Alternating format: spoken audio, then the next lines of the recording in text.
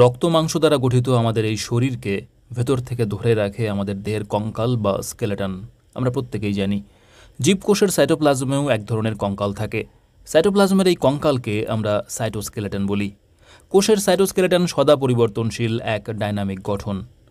3 ধরনের প্রোটিন নির্মিত তন্তু বা ফিলামেন্টের সাহায্যে কোষের এই সাইটোস্কেলেটন গঠিত হয়।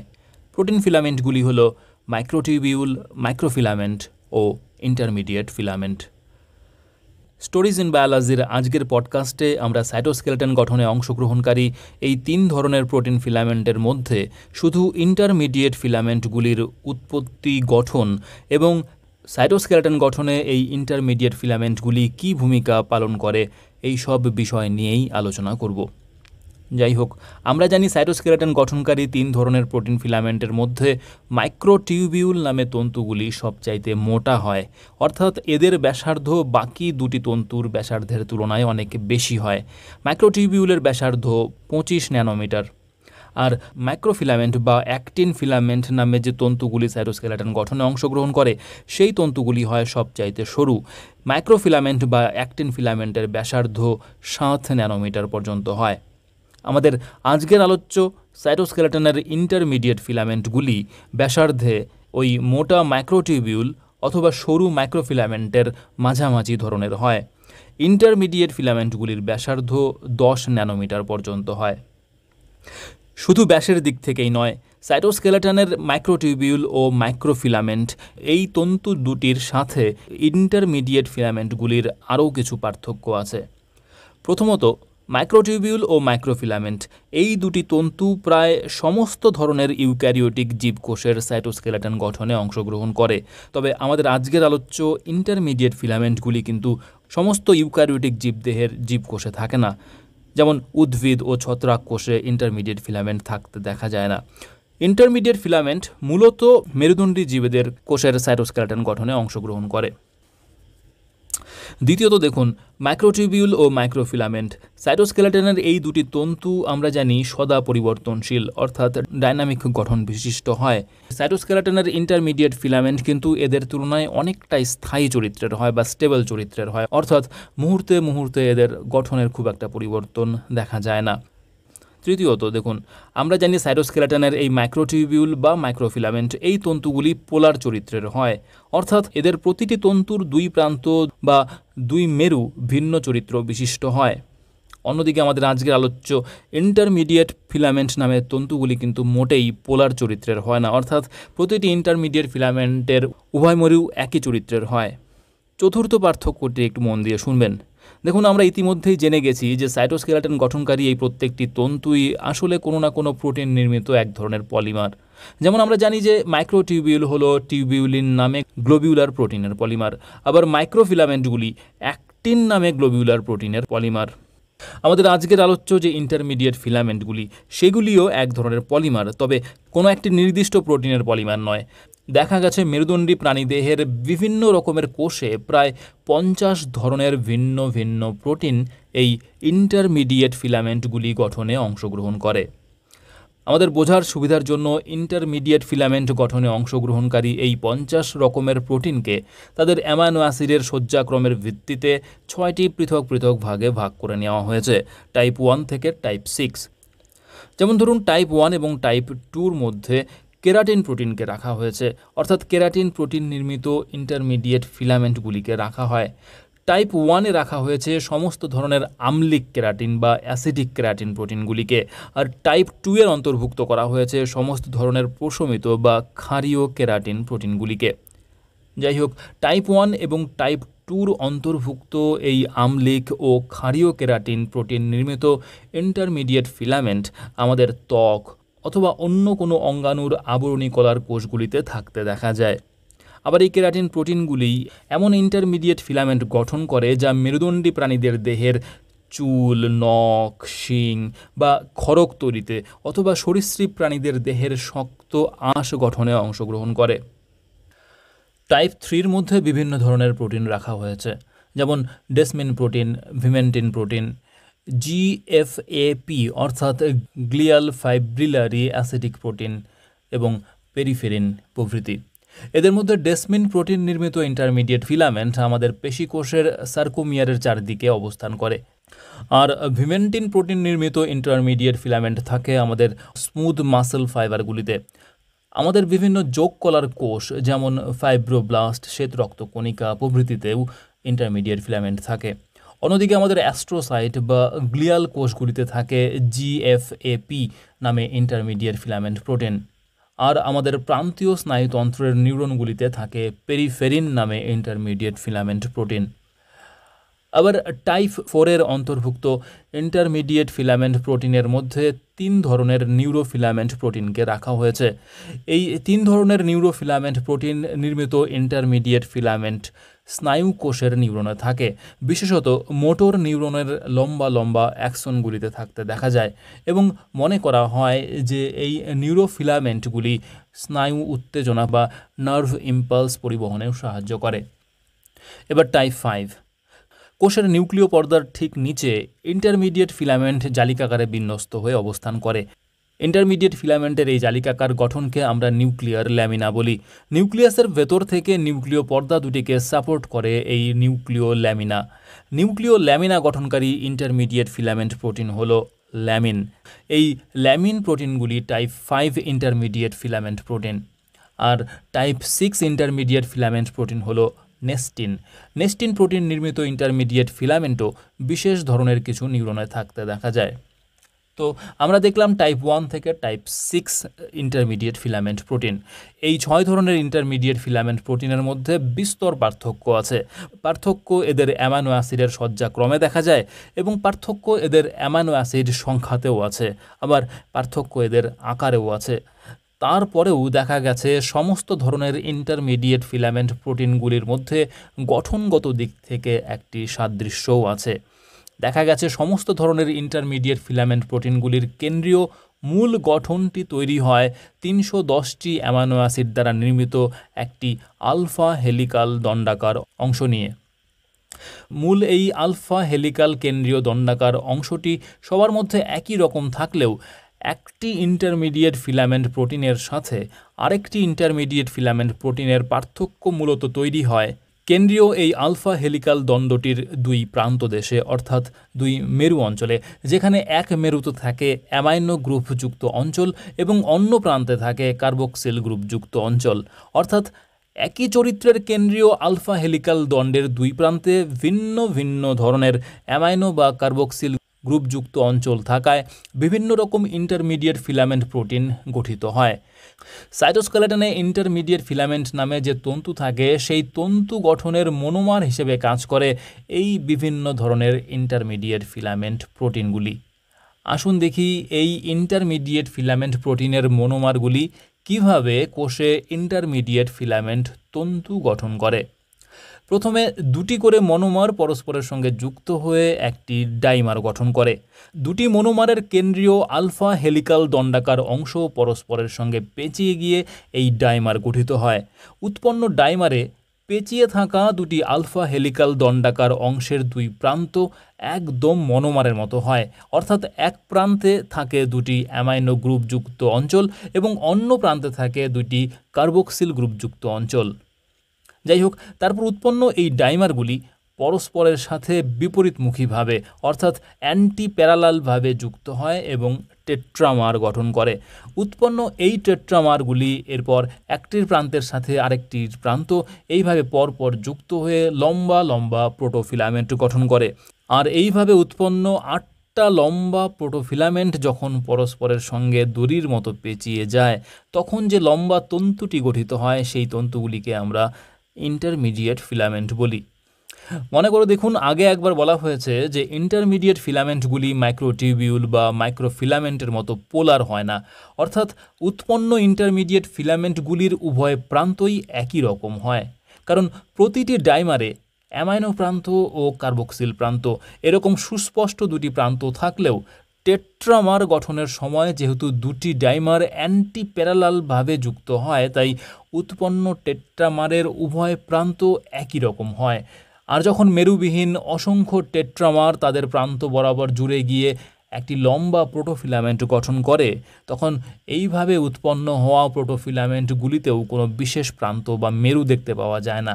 অর্থাৎ বলা যায় প্রোটোফিলামেন্টগুলির দুটো প্রান্তও নন পোলার হয়। আর তাই স্বাভাবিকভাবে যখন 8টি নন পোলার প্রোটোফিলামেন্ট পরস্পরের সঙ্গে পেঁচিয়ে গিয়ে ইন্টারমিডিয়েট ফিলামেন্ট গঠন করে, তখন সেই ইন্টারমিডিয়েট ফিলামেন্টগুলিরও দুটি প্রান্ত বা দুটি মেরু পৃথক ধর্ম বিশিষ্ট হয় না, বরং একই চরিত্রের হয়। তাই আমরা বলি যে ইন্টারমিডিয়েট ফিলামেন্টগুলি নন পোলার। আরেকটা ব্যাপার মনে রাখতে হবে যে 8টি নন পোলার প্রোটোফিলামেন্ট পরস্পরের সঙ্গে এমনভাবে পেঁচিয়ে এই ইন্টারমিডিয়েট ফিলামেন্টগুলি গঠন করে যে এদের প্রসারণ ক্ষমতা বা সংকোচন ক্ষমতা বা শক্তি সাইটোস্কেলেটন গঠনকারী অন্য দুটি তন্তু অর্থাৎ মাইক্রোফিলামেন্ট এবং মাইক্রোটিউবিউলের থেকে অনেক বেশি হয়। তাই বলা যায় সাইটোস্কেলেটনে ইন্টারমিডিয়েট ফিলামেন্ট থাকলে একটি কোষ অনেক বেশি পরিমাণ বাইরের চাপ সইতে পারে। আবার একই সাথে ইন্টারমিডিয়েট ফিলামেন্টগুলি অনেক বেশি প্রসারণক্ষম হয় কোষ বা কলায় যখন বাইরে থেকে টান পড়ে, সেই টানও কোষগুলি সহ্য করে উঠতে পারে। একই সাথে এটাও মনে রাখতে হবে যে ইন্টারমিডিয়েট ফিলামেন্টগুলি অনেক বেশি স্থায়ী প্রকৃতির হয়, অর্থাৎ মাইক্রোটিউবিউল ও মাইক্রোফিলামেন্টের মতো সদা পরিবর্তনশীল ডাইনামিক হয় না। তো ইন্টারমিডিয়েট ফিলামেন্টের এই চরিত্রগুলির কথা বিবেচনা করলে আমরা বলতেই পারি যে ইন্টারমিডিয়েট ফিলামেন্ট জীবদেহের সেই সমস্ত কলাকোষেই থাকে যে কোষগুলির ওপর বাইরে থেকে প্রায় সব সময়ই চাপ বা টান পড়ে, যেমন আমাদের দেহের আবরণী কলার কোষগুলি, বিশেষত আমাদের দেহের ত্বকের কোষ, অথবা যোগ কলার কোষ যেমন আমাদের পেশি কোষগুলিতে, অথবা ফাইব্রোপ্লাস্ট বা শ্বেত রক্তকণিকা ইত্যাদি কোষের সাইটোস্কেলেটনে ইন্টারমিডিয়েট ফিলামেন্ট থাকে। আবার ধরুন স্থায়ী প্রকৃতির কলাকোষ, যেমন ধরুন আমাদের স্নায়ুকলার কোষ, যেমন অ্যাস্ট্রোসাইট বা নিউরোগ্লিয়া, স্নায়ুকলার এই সমস্ত কোষেও ইন্টারমিডিয়েট ফিলামেন্ট দেখা যায়। স্নায়ুকলার কোষের ইন্টারমিডিয়েট ফিলামেন্টের মধ্যে বিশেষভাবে উল্লেখ করতে হয় মোটর নিউরনের লম্বা লম্বা অ্যাক্সনে থাকা ইন্টারমিডিয়েট ফিলামেন্টগুলি।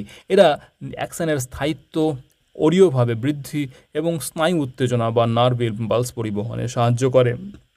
যেহেতু স্নায়ুকলার কোষগুলি নতুন করে আর বিভাজিত হয়ে তাদের সংখ্যা বৃদ্ধি করে না, তাই স্বাভাবিকভাবেই স্নায়ুকলার কোষগুলিকে দীর্ঘস্থায়ী হতে হয়। তো স্নায়ুকলার কোষগুলিতে ইন্টারমিডিয়েট ফিলামেন্ট থাকায় এরা স্বাভাবিকভাবে চাপ, টান, বাহ্যিক বিভিন্ন বলের হাত থেকে রক্ষা পায় এবং তাদের স্থায়িত্ব বজায় রাখতে পারে। অন্যদিকে একবার আমরা বলেছি যে বেশিরভাগ কোষের নিউক্লিয়াসে ইন্টারমিডিয়েট ফিলামেন্ট থাকে। নিউক্লিয় আবরণীর ঠিক নিচে জালের মতো গঠন নিউক্লিয়ার ল্যামিনা রূপে এই ইন্টারমিডিয়েট ফিলামেন্টগুলি অবস্থান করে। তো এতক্ষণ আমরা জানলাম কোন কোন ধরনের কলা কোষের সাইটোস্কেলেটনে ইন্টারমিডিয়েট ফিলামেন্ট থাকে। এবার আমরা জানব কোষের সাইটোস্কেলেটনে ইন্টারমিডিয়েট ফিলামেন্ট কিভাবে সজ্জিত হয়ে অবস্থান করে। প্রথমেই দেখে নেব নিউক্লিয়ার ল্যামিনা রূপে কিভাবে ইন্টারমিডিয়েট ফিলামেন্ট কোষের নিউক্লিয়াসে অবস্থান করে। আমরা দেখেছিলাম টাইপ 5 ইন্টারমিডিয়েট ফিলামেন্ট প্রোটিন হলো ল্যামিন প্রোটিন। আমরা জানি ইউক্যারিওটিক কোষের নিউক্লিয়াস দুটি নিউক্লিয় পর্দা দ্বারা আবৃত থাকে, বহি নিউক্লিয় আবরণী ও অন্ত নিউক্লিয় আবরণী। নিউক্লিয়াসের এই অন্ত আবরণীর ঠিক নিচে ল্যামিন প্রোটিন দ্বারা গঠিত ইন্টারমিডিয়েট ফিলামেন্টগুলি জালিকাকারে বিন্যস্ত হয়ে অবস্থান করে। ল্যামিন ইন্টারমিডিয়েট ফিলামেন্টের এই জালিকাকার গঠনকে নিউক্লিয়ার ল্যামিনা বলা হয়।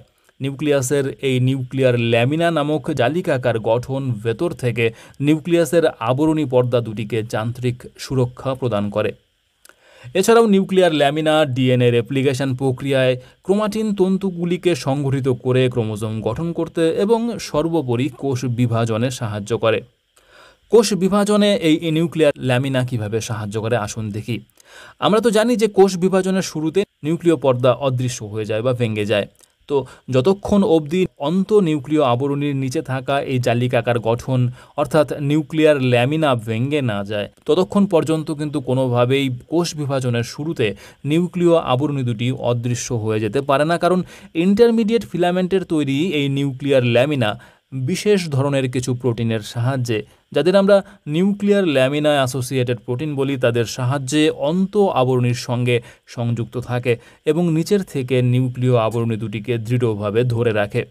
তো যাই হোক, কোষ বিভাজনের শুরুতে নিউক্লিয়ার ল্যামিনা গঠনকারী ইন্টারমিডিয়েট ফিলামেন্টগুলির ফসফোরাইলেশন হয়ে যায় এবং নিউক্লিয়ার ল্যামিনার ফসফোরাইলেশন হয়ে গেলে নিউক্লিয়ার ল্যামিনার ইন্টারমিডিয়েট ফিলামেন্টগুলির প্রোটোফিলামেন্ট থেকে ডাইমারগুলি বিচ্ছিন্ন হয়ে যায় এবং তার ফলে নিউক্লিয়ার ল্যামিনা নামে জালিকাকার গঠনটি ভেঙে যায় আর নিউক্লিয় ল্যামিনা থেকে মুক্ত হয়ে যাওয়া নিউক্লিয় আবরণীগুলি এরপর ধীরে ধীরে অদৃশ্য হয়ে যায় এবং কোষ বিভাজন প্রক্রিয়া শুরু হয়। তো আমরা দেখলাম নিউক্লিয়াসের ভেতরে ল্যামিন প্রোটিন দ্বারা গঠিত ইন্টারমিডিয়েট ফিলামেন্টগুলি কিভাবে জালের মতো নিউক্লিয়ার ল্যামিনা গঠন করে এবং নিউক্লিয়াসের আবরণী পর্দাকে ধরে রাখা থেকে শুরু করে বিভিন্ন রকম কাজের সঙ্গে যুক্ত থাকে। এবার আসুন আমরা জানব নিউক্লিয়াসের বাইরে অর্থাৎ সাইটোপ্লাজম থেকে কোষ পর্দা পর্যন্ত ইন্টারমিডিয়েট ফিলামেন্টগুলি কিভাবে বিন্যস্ত হয়ে অবস্থান করে। সাইটোস্কেলেটনের ইন্টারমিডিয়েট ফিলামেন্টগুলি নিউক্লিয়াসের বহি আবরণী থেকে শুরু করে কোষের বাইরের আবরণী অর্থাৎ কোষ পর্দা পর্যন্ত বিস্তৃত হয়ে অবস্থান করে এবং কোষটিকে যান্ত্রিক দৃঢ়তা প্রদান করে। আমরা দেখেছি কিভাবে অন্তত নিউক্লিয় আবরণী নিউক্লিয়ার ল্যামিনা নামে ইন্টারমিডিয়েট ফিলামেন্টগুলির সঙ্গে যুক্ত থাকে। অপরদিকে দেখুন নিউক্লিয়াসের বাইরের দিকে অর্থাৎ সাইটোপ্লাজমের দিকে থাকা বহি নিউক্লিয় আবরণটিও সাইটোপ্লাজমের ইন্টারমিডিয়েট ফিলামেন্টের সাথে যুক্ত থাকে। বহি নিউক্লিয় আবরণীতে অবস্থিত নেসপ্রিন নামে ট্রান্সমেমব্রেন প্রোটিন সাইটোপ্লাজমের ইন্টারমিডিয়েট ফিলামেন্টগুলির সঙ্গে যুক্ত থাকে এবং নেসপ্রিন প্রোটিন ও ইন্টারমিডিয়েট ফিলামেন্টগুলির এই সংযোগে সাহায্য করে প্লেকটিন নামে সহায়ক প্রোটিন। যাই হোক, মূলত কেরাটিন ও ভিমেন্টিন প্রোটিন নির্মিত ইন্টারমিডিয়েট ফিলামেন্টগুলি বহি নিউক্লিয় আবরণীর নেসপ্রিন নামে প্রোটিনের সঙ্গে যুক্ত থাকে এবং তারপর পরিধির দিকে বিস্তৃত হয়ে কোষের কোষ পর্দা পর্যন্ত প্রসারিত হয়ে অবস্থান করে। আমাদের দেহের ত্বক বা অন্যান্য আবরণী কলার কোষ অথবা পেশি কোষের ক্ষেত্রে দেখা যায় যে পাশাপাশি অবস্থিত কোষগুলির কোষ পর্দার মধ্যে ডেসমোজোম নামে এক ধরনের কোষীয় সংযোগ সৃষ্টি হয়। পাশাপাশি অবস্থিত কোষগুলির কোষ পর্দার মধ্যে ডেসমোজোম নামে এই কোষীয় সংযোগ গঠনে অংশগ্রহণ করে কোষগুলির কোষ পর্দার ক্যাডহেরিন নামে এক ধরনের ট্রান্সমেমব্রেন প্রোটিন। উভয় কোষের কোষ পর্দার বাইরের দিকে কোষ পর্দার এই ক্যাডহেরিন ট্রান্সমেমব্রেন প্রোটিনগুলি পরস্পরের সঙ্গে দৃঢ়ভাবে যুক্ত হয়ে অবস্থান করে আর কোষের ভেতরের দিকে এই ক্যাডহেরিন প্রোটিনগুলি দুই ধরনের আর্মাডিলো প্রোটিনের সাথে যুক্ত হয়ে চাকতির মতো একটি গঠন সৃষ্টি করে। যাই হোক, ডেসমোজোম নামে কোষীয় সংযোগের এই চাকতি এরপর উভয় কোষের সাইটোপ্লাজমে থাকা ইন্টারমিডিয়েট ফিলামেন্টের সাথে যুক্ত হয়। ক্যাডহেরিন ও আর্মাডিলো প্রোটিনের তৈরি ওই চাকতি এবং সাইটোস্কেলেটনের ইন্টারমিডিয়েট ফিলামেন্ট এদের পরস্পরের সঙ্গে যুক্ত রাখতে সাহায্য করে প্লেকটিন নামে এক ধরনের সহায়ক প্রোটিন। ভালো করে লক্ষ্য করলে আমরা দেখতে পাবো যে ডেসমোজোম নামের এই কোষীয় সংযোগগুলি আসলে পাশাপাশি অবস্থিত অনেকগুলি কোষের সাইটোপ্লাজমের সাইটোস্কেলেটনগুলিকে, বিশেষভাবে বললে ইন্টারমিডিয়েট ফিলামেন্টগুলিকে পরস্পরের সঙ্গে সংযুক্ত করে অবস্থান করে। আর এর ফলে যা লাভ হয় তার ব্যাখ্যা এরকম হবে। ধরুন, ডেসমোজোম সংযোগে আবদ্ধ কিছু সংখ্যক কোষের ওপর বাইরে থেকে কোনো চাপ বা টান এসে পড়ল।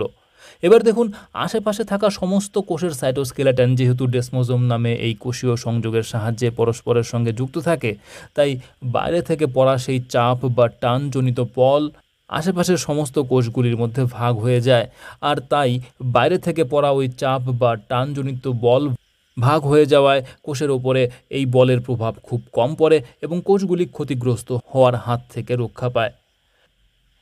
দেহ ত্বকের মতো আবরণী কলার কোষ বা পেশি কোষ, দেহের যেসব কলা কোষের ওপর সবসময় কোনো না কোনো টান বা চাপ পড়ে, ইন্টারমিডিয়েট ফিলামেন্টের সঙ্গে যুক্ত এই ডেসমোজোম সংযোগগুলি থাকায় এই সমস্ত কলার কোষগুলি সহজেই ক্ষতিগ্রস্ত হওয়ার সম্ভাবনা থেকে রক্ষা পায়।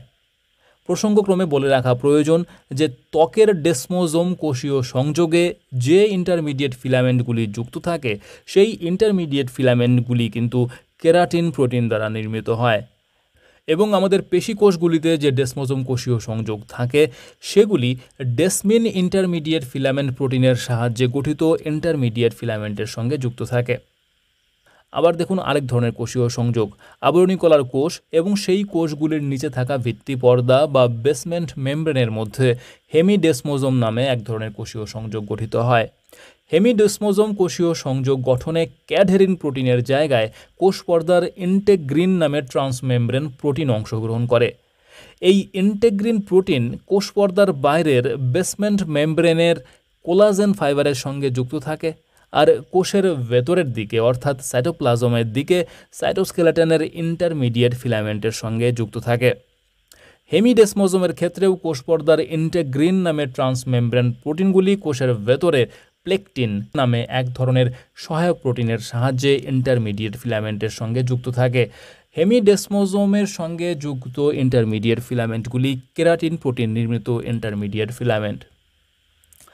আমরা দেখেছিলাম যে মাইক্রোটিউবিউল বা মাইক্রোফিলামেন্ট কোষের বিভিন্ন রকম কাজের সঙ্গে যুক্ত, যেমন কোষটিকে নির্দিষ্ট আকার প্রদান করা, কোষের ভেতরে ভেসিকেল বা বিভিন্ন জৈব অণুর পরিবহনে সাহায্য করা, পেশি সংকোচনে সাহায্য করা, স্পিন্ডেল গঠন করা, কোষের চলন গমন প্রভৃতি নিয়ন্ত্রণ করা ইত্যাদি ইত্যাদি।